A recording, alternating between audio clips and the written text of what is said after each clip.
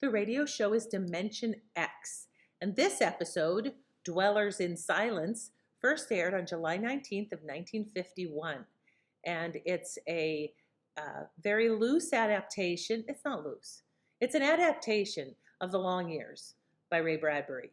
And Ray Bradbury wrote The Long Years for his Martian Chronicles. So it fits in there, in the whole world he created there with recurring characters and everything. So when they adapted it for radio, they had to change it a little bit. So there's a different background. The theme is the same. The characters are nearly the same, kind of. But I'm saying this because if you're a fan of Bradbury and you've read The Long Years, I want you to appreciate this as, inspired by The Long Years. I mean, it's pretty. I mean, I think it's a lot the same, but it's not set in the world of the Martian Chronicles. And that way it can stand alone. So anyway, there you have that. And there's information in the description that you might want to take a look at. And without further ado, let's take a listen.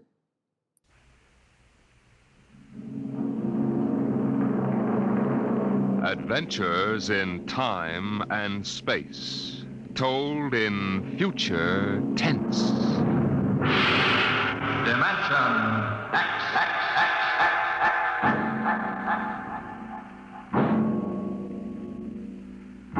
The National Broadcasting Company, in cooperation with Street and Smith, publishers of astounding science fiction, bring you Dimension X.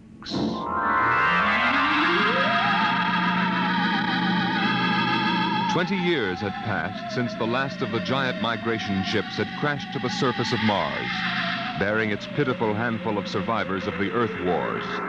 20 years of scratching at the stubborn Martian soil.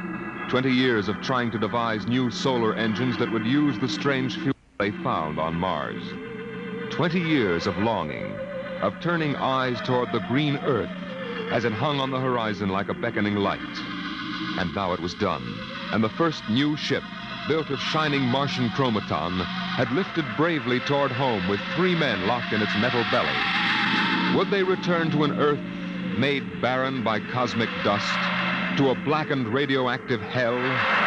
Or would they find intelligence still alive on the scourged planet? What had 20 years of death and radioactivity done to our beloved Earth?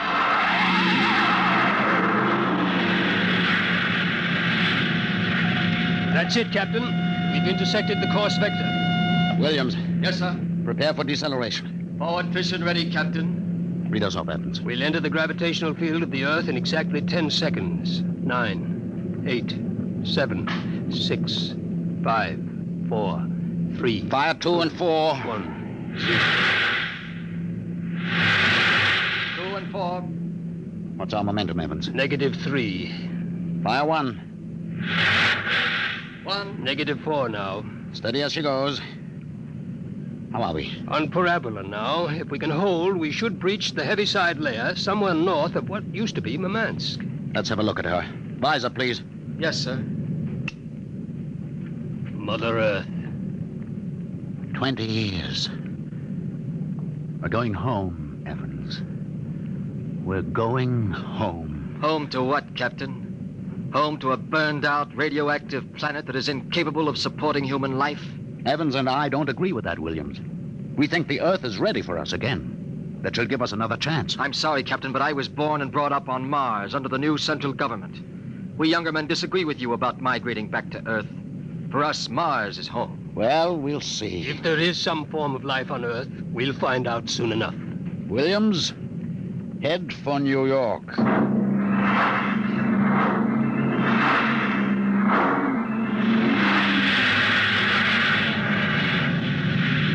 There it is, Captain.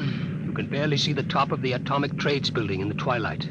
They never finished building it. Dark as a tomb. Slow to cruising speed. Cruising speed. It begins to look as if Williams is right, Captain. Not a sign of life on 4 continents. Now, we'll make a radiation check and then head back for Mars. You agree with me, gentlemen? That for all practical purposes, the planet is dead? It still might... Captain. What is it? Am I going out of my mind? Look out that way to the west. Could that be? By heaven, it is. Those are lights. Turn the ship. Heading west-southwest. Full speed. Full speed. They are lights.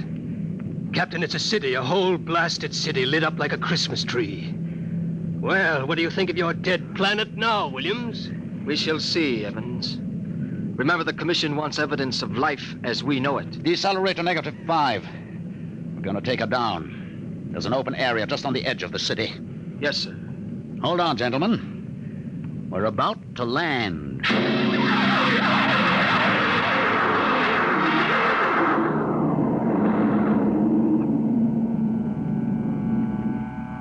Landing jacks are down, sir. Open the airlock.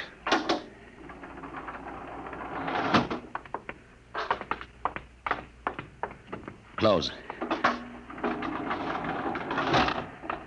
All right, gentlemen. Before we go out, security at all times. Williams, you have the blast gun. I have it. If anyone becomes separated, fire a shot and make for the ship. How's the radiation, Evans? Safe enough so far. This seems to be a light area. Very well. Open the lock.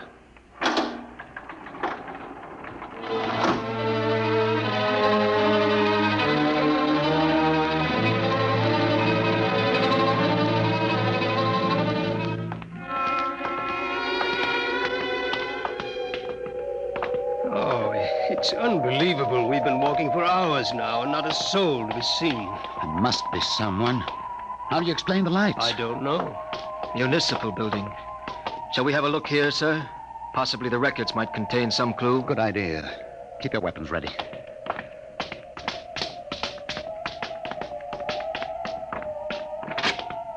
This door is in good working order.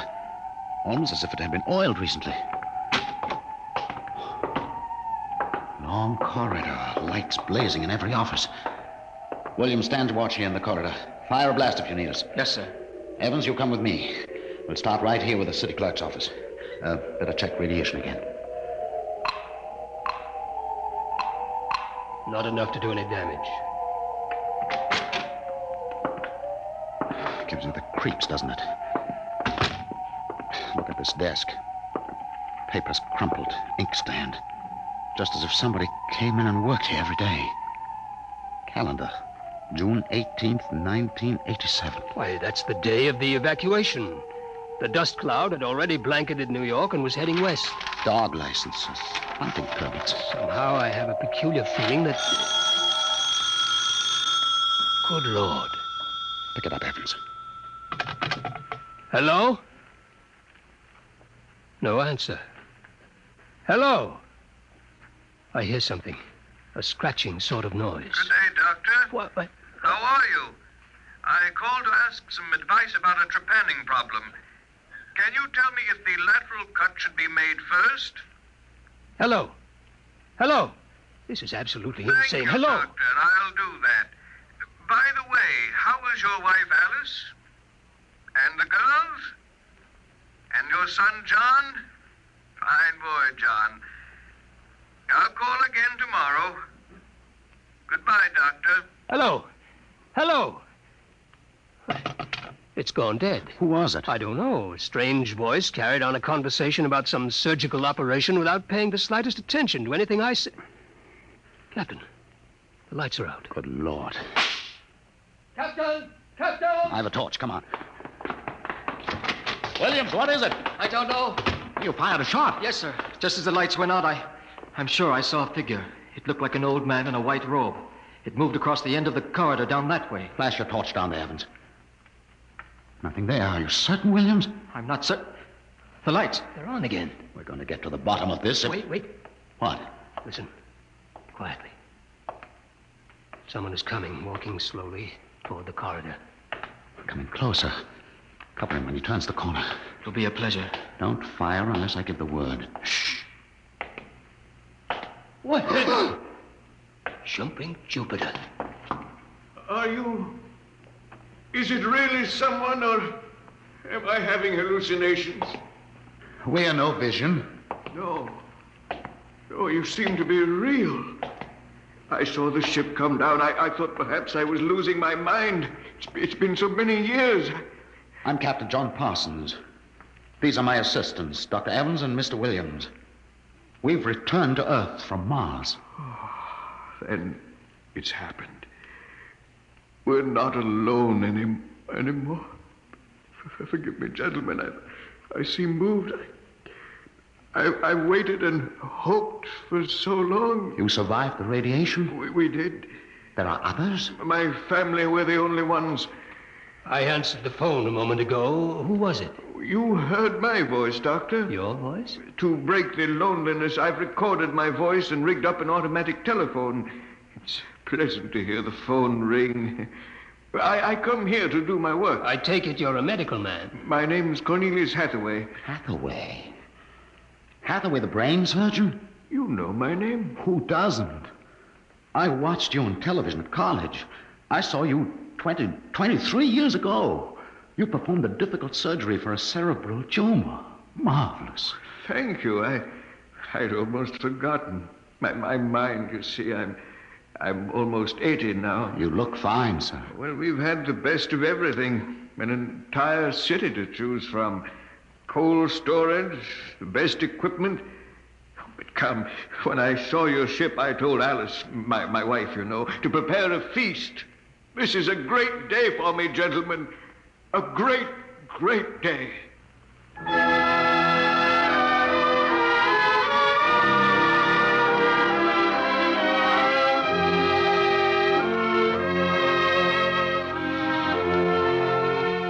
This is my wife, gentlemen. Alice, this is Captain Parsons, Dr. Evans, and Mr. Williams. How do you do, Mrs. Hathaway? Now, if you'll follow me, gentlemen, we'll meet my children. Lord, what a beautiful woman. She looks no more than 35. These are my daughters, Susan and Marguerite. This is my son, John. Nice to meet you. Sit down, gentlemen, sit down. We'll have a feast in honor of this occasion. Susan, Marguerite, get the best silverware and the damask napkins. John, fetch the glasses. Oh, yes, Father. It'll only take... Excuse me, John. Sir? How old are you? 23, sir. Thank you. Now, if you'll excuse me. What is it, Captain? Something wrong? Nothing except that it's impossible.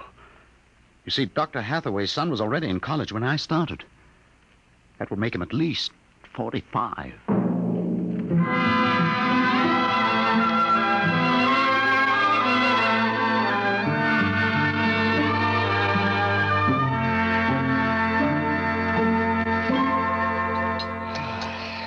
That was a wonderful meal, Mrs. Hathaway. Doctor, your wife is an exceptional woman. Thank you, sir. How would you gentlemen like some fresh gingerbread with your coffee? I baked it this morning. Oh, wonderful. Smell that, Evans? Oh, it's like coming home, Mrs. Hathaway. We enjoy having you here. Mrs. Hathaway, may I compliment you on your having preserved your youth and beauty so well? Thank you. We have had no worries here, no competition. Only the things we need for material comfort. Parsons and I were wondering, Dr. Hathaway, if the radioactivity had any effect in preserving tissue. Your children all look so young, too. It is possible, gentlemen, of course. Radiation does strange things to living tissue. Alice, could we have some champagne? Of course. I'll only be a moment. An amazing woman. Did you ever see such grace? Such complete relaxation. It doesn't seem quite natural. I beg your pardon, gentlemen? Captain Parsons was just about to ask how you and your family managed to escape, Dr. Hathaway. We were very fortunate. I was working in the Sierra Mountains at the time. I had a lead-lined laboratory where I did X-ray research on my pet project. And what is that, sir? The study of machines as they relate to human function and the corollary of... Well, to continue, when the dust cloud covered America, we remained in the laboratory, well supplied with food and water. Later, when the radiation permitted, we made our way east, back to our old home, in the hopes of finding other survivors. But by that time, every living creature had been evacuated to Mars. We were stranded. The migration ships didn't wait for stragglers. That's true. My father and I were on the last rocket out of New York. I've always loved this old house. But the loneliness of those first years... At least you had your wife and children. Yes. Yes, I had my family. If it were not for them, gentlemen, I assure you I would long ago have put a bullet in my head. Here we are. Champagne, Captain? Oh, thank you, Mrs. Hathaway. May I propose a toast? Oh, let me. Gentlemen, to Earth. To Earth. Earth. May she never be a stranger to man again. Hathaway, what is it? Nothing really. It's just a rather sharp pain in the chest. I think you should lie down, Doctor. Yes. Perhaps you're right. Let me help you. No. John and Susan will help. Of course, Father. Why don't you gentlemen go out on the porch, enjoy the air? I'll see you all in the morning. Good night, Doctor. Good night. Come, John. Yes, Father.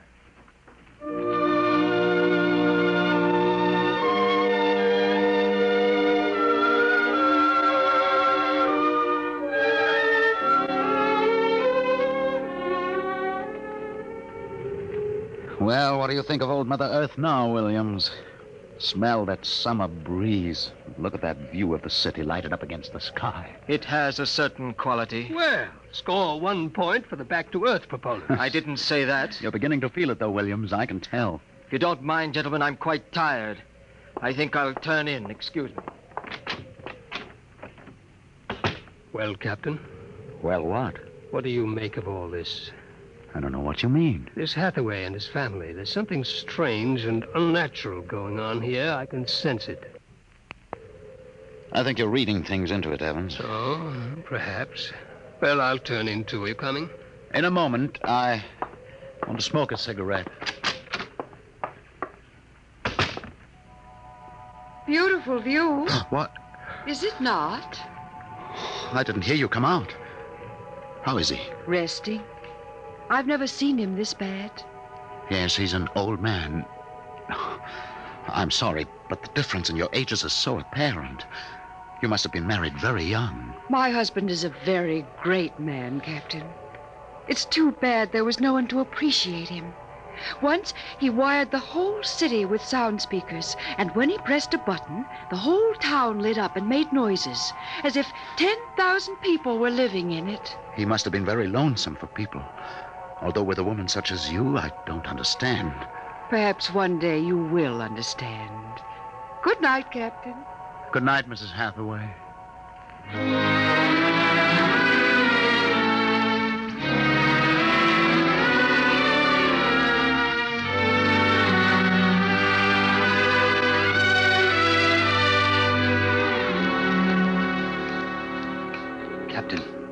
Captain Parsons. Who's there? It's Dr. Evans. What time is it? 2 a.m. What's wrong? I couldn't sleep. A few minutes ago, I heard someone slip out the front door. The moonlight, I saw it was the old man. He was headed toward our ship. What are you suggesting, Evans? Nothing, except that it's fairly unnatural for an old man with a bad heart to go wandering off at 2 in the morning. Very well. We'll follow him.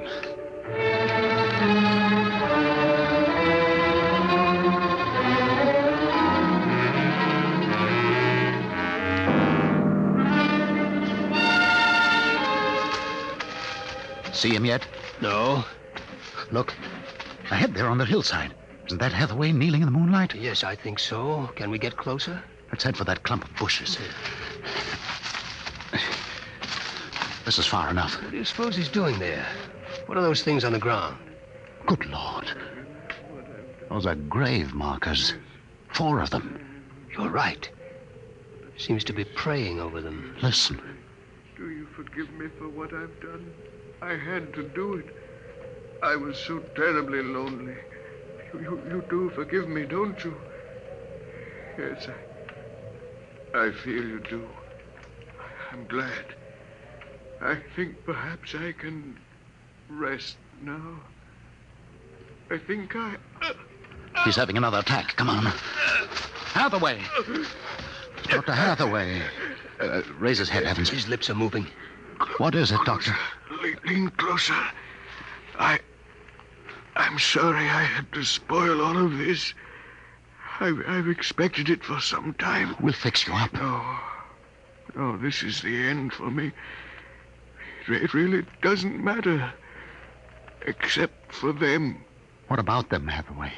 You suspected, didn't you? Yes, I suspected, but I couldn't believe it until now. Do they know? No, they wouldn't understand. I wouldn't want them to know, ever. The Earth. Don't try to talk. The Earth is so fair. Doctor. He's dead, Captain. He knew it was the end this time. Yes, he knew. What was it he meant about your suspect? Light a match, Evans. Look on those 4 grave markers and tell me what you see. Good Lord. Well? Alice Hathaway, Marguerite Hathaway, Susan Hathaway, John Hathaway. Died July 1987. But that's 20 years ago. If these markers are correct, then who are those others? Can't you guess, Evans? Can't you guess?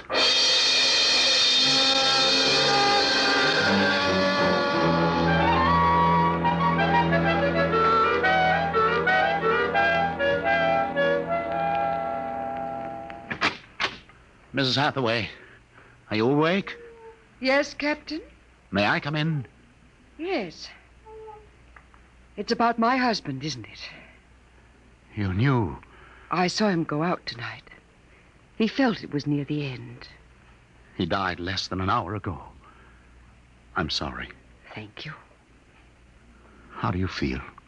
He told us it would happen one day, and that he didn't want us to cry. He didn't teach us how, you know.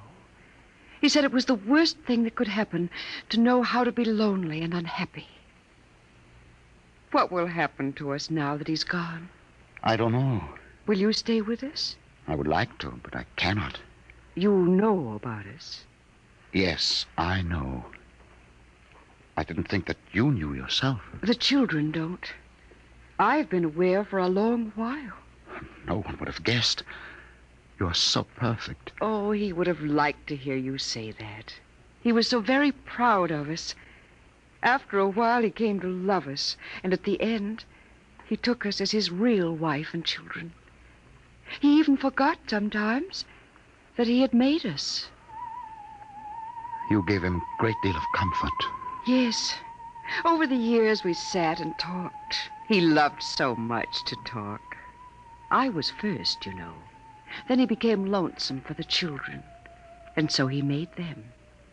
He told me about the things he did, about his laboratory. Well, surely the children must suspect. Oh, no. You see, there were no other beings with which to compare themselves. He must have been a great, great genius. Each morning he took a recording of his voice into town and put it on the automatic telephone. Each night it would call us. I think, what with the phone ringing and the sound of voices and the lights on, he was happy. There was only one thing, one flaw. And that? He couldn't make us grow old. And so he had to watch himself become an old, old man while we stayed young. It was a great blow to him.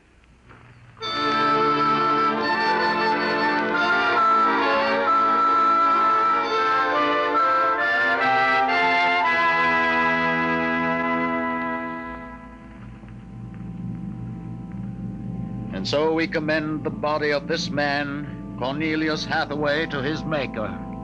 Ashes to ashes, dust to dust returneth. Amen.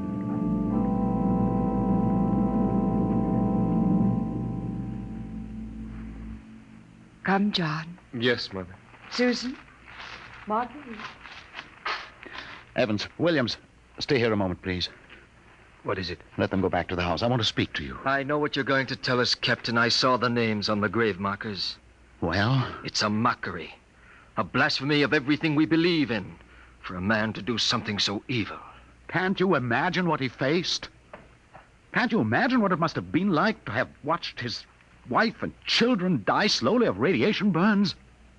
To know that he was the last man on the face of the earth? Alone? Eternally and unalterably alone? Good Lord, man, what would you have done if you'd had his medical and technical genius? That's incredible. Yes, it is. But with an entire American city on which to draw for supplies and equipment, a brilliant man might accomplish anything, even that. What are you suggesting, Captain? That we take them back? We haven't enough space in the ship for that. Every ounce counts. Still, to leave them here, like that, alone. I think I have an answer, cold-blooded as it may seem. Go on. I suggest that we turn them off.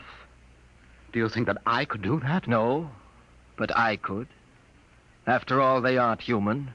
They're worse than robots. They're ghoulish. Have you talked to her? Has she smiled at you with that quiet, beautiful smile? Captain, we can't take them with us, and it would be less than human to leave them here without Hathaway. Could you do it, Evans?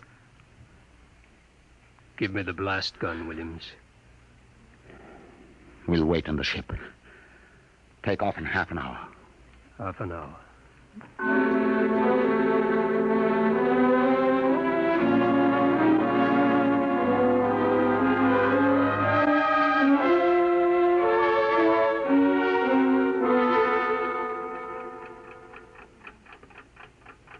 6:25.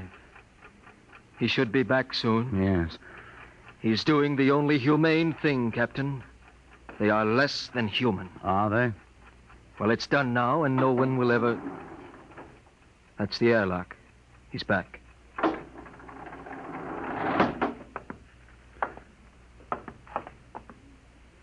Well? Here's your gun. Did you do it? When I entered the house, she looked at me with those fine, intelligent eyes. I couldn't do it. It would be murder, cold-blooded murder. I prayed you wouldn't be able to do it. There will never be anything as fine as they are. Built to last 200, 300, perhaps 1,000 years. Well, get the course in the integrator, Williams. We'll take off in 20 minutes. I should be back by then. You're going out, sir? I'm going to say goodbye.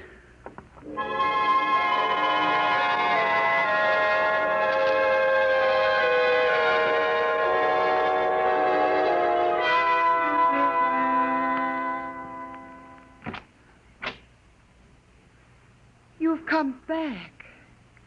Only to say goodbye. It was nice of you. I wanted you to know that I am coming back someday. When will you come? I don't know. It will take many years to prepare fuel for another trip. 6, 7, perhaps 10 years. I will watch the sky at night, just as he watched it. Oh, I'm afraid I must go now. I understand. Strange. I have a new feeling. One which he did not teach us. A feeling of longing, of sadness. That one is not taught. It comes of being alive. Yes. I am alive. Even though he created me, I'm a person now.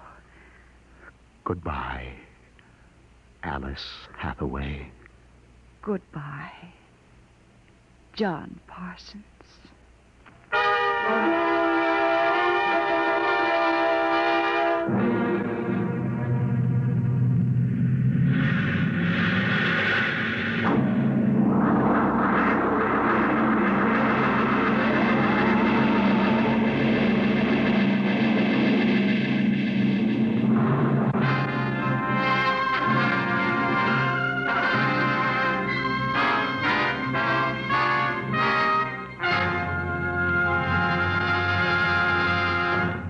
You have just heard another adventure into the unknown world of the future. The world of... Dimension X.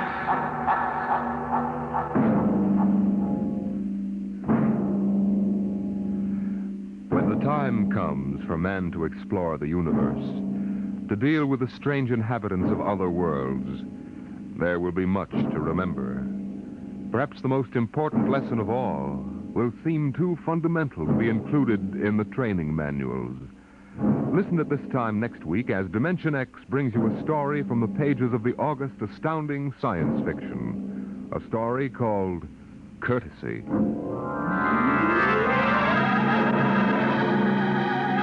Dimension X is presented each week by the National Broadcasting Company in cooperation with Street and Smith, publishers of the magazine Astounding Science Fiction. Today, Dimension X has presented Dwellers in Silence, written for radio by George Lefferts from the story by Ray Bradbury. Featured in the cast were Peter Capell as Captain Parsons, Bill Griffiths as Dr. Hathaway, and Gertrude Warner as Alice. Your host was Norman Rose, music by Albert Berman. Dimension X is produced by William Welch and directed by Fred Way. Dragnet, the story of your police force, is next on NBC.